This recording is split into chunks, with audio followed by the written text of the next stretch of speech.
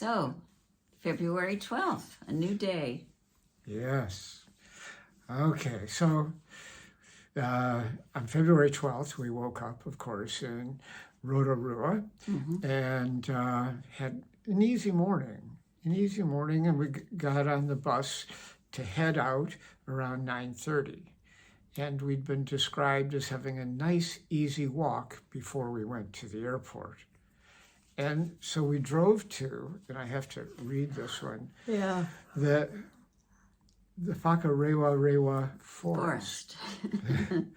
Which was an experimental forest. Matter of fact, it was the forest that they planted from seeds from around the world to test out different trees.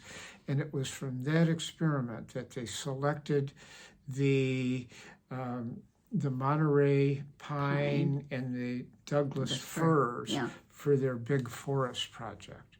But one of the groups of trees that they tried was the redwoods. The redwoods. They had a redwood section. It was planted around 1910, and we walked through it for about 1.5 miles, and it was gorgeous. It was so quiet. The redwoods are quite large, and it's one of the only places where there's tree ferns underneath the tree ferns and more tropical looking plants underneath the redwoods. It was just beautiful. And it turned out partway through, we ran into people who were running a marathon who were coming towards us. And the first person that we saw, they had done 93 kilometers and were headed towards the finish line. So that was pretty exciting.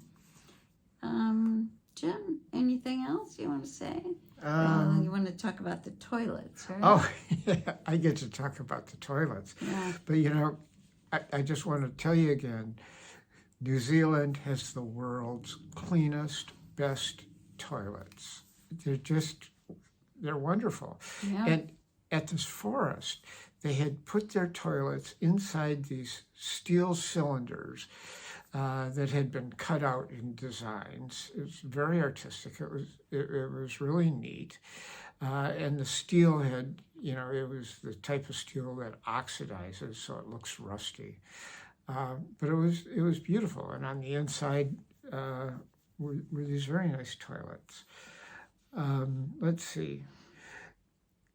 Oh, so then we got back in the bus. And we went to the airport and didn't really have any security that we went through. No, for a domestic flight. Surprising. Yeah. And we got on a small plane. I think it had like 16 rows of seats, something like that. Yeah, I didn't pay attention. Yeah, but we were about in the middle, and we were in row 8. And anyways, we flew south, and we got out just in time because there's a cyclone coming. To the North Island. It's going to hit Auckland, and poor Auckland getting hit again after those terrible rains and flooding. But our plane got out, we were told, a few hours before the Rotorua airport shut down, and they stopped the planes from leaving. Now, I have to say we hit a few bumpy places, but other than that, the flight was uneventful all the way to Christchurch. And of course, the weather in Christchurch was sunny and nice and warm. So it was great. Beautiful. Thank God we beat the cyclone. Anyways, and so we had a kind of an orienting drive around Christchurch. And a discussion. Christchurch had a big earthquake in 2011 and leveled a lot of the town. There were 1,500 structures that were destroyed.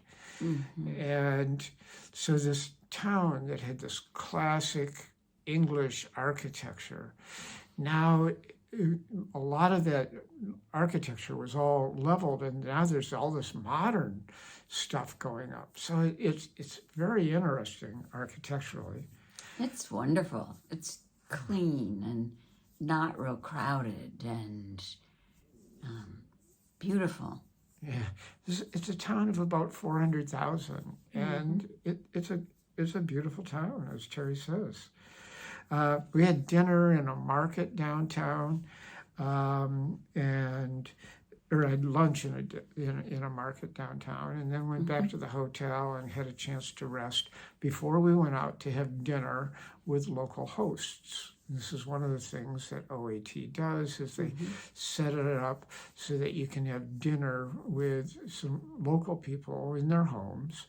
And we joined another couple, Mike and Linda, and had dinner with Jim and Julie, and Jim and Julie cooked it. And they had kind of the instructions to fix a typical sort of meal.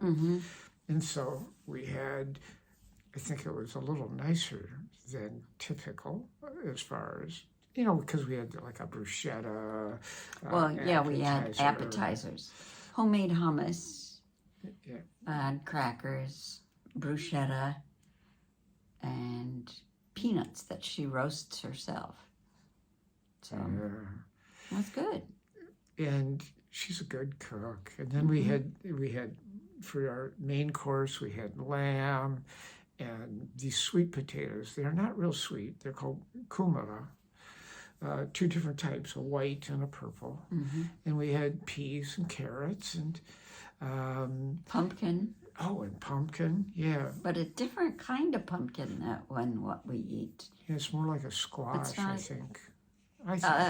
She said our pumpkin was more like a squash, and that this was different. This is more of a savory.